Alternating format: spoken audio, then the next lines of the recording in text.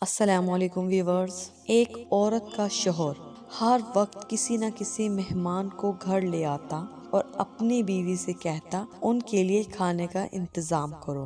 روزانہ وہ مہمان کے لیے کھانے تیار کرتی۔ آخر کار وہ روز کے معمول سے تنگ آ گئی اور ایک دن رسول پاک صلی اللہ علیہ وسلم کے پاس گئی اور کہنے لگی، یا رسول اللہ، میرا شوہر روزانہ کسی مہمان کو گھر لے آتا ہے اور میں کھانے بنا کے تھک جاتی ہوں۔ یا رسول اللہ، کوئی ایسا طریقہ بتائیں کہ میرا شوہر گھر میں مہمان نہ لے آئے۔ اس وقت نبی پاک خاموش رہے اور وہ عورت نبی پاک کی خاموشی دیکھ کے گھر واپس آ گئی۔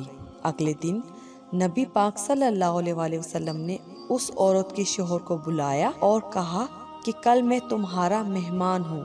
وہ آدمی بہت خوش ہوا اور آ کے اپنی بیوی کو بتایا کہ آج نبی پاک ہمارے مہمان بن کے آئیں گے۔ اس کی بیوی بہت خوش ہوئی اور جلدی سے اچھے کھانے بنانے لگی۔ جب نبی پاک اس عورت کے گھر آئے تو نبی پاک نے اس کے شوہر سے کہا کہ جب میں کھانا کھا کے واپس جانے لگوں تو اپنی بیوی سے کہنا میرے گھر سے نکلنے تک پیچھے دیکھتی رہے۔ اس کی بیوی نے ایسا ہی کیا۔ جب نبی پاک واپس جانے لگے تو اس عورت نے کیا دیکھا کہ رسول اللہ صلی اللہ علیہ وسلم کے ساتھ بچھو، سانپ اور کیڑے مکوڑے سب ساتھ جا رہے تھے۔ وہ یہ منظر دیکھ کے بے ہوش ہو گئی۔ اگلے دن وہ پھر نبی پاک کے پاس گئی تو نبی پاک نے اس عورت کو بتایا کہ مہمان اپنا نصیب خود لے کے آتا ہے اور جو مہمان کے لیے محنت کی جاتی ہے اس کے بدلے جب وہ واپس جاتا ہے تو ساتھ اس گھر سے ساری بلاؤں اور اس کے گھر کے سارے گناہ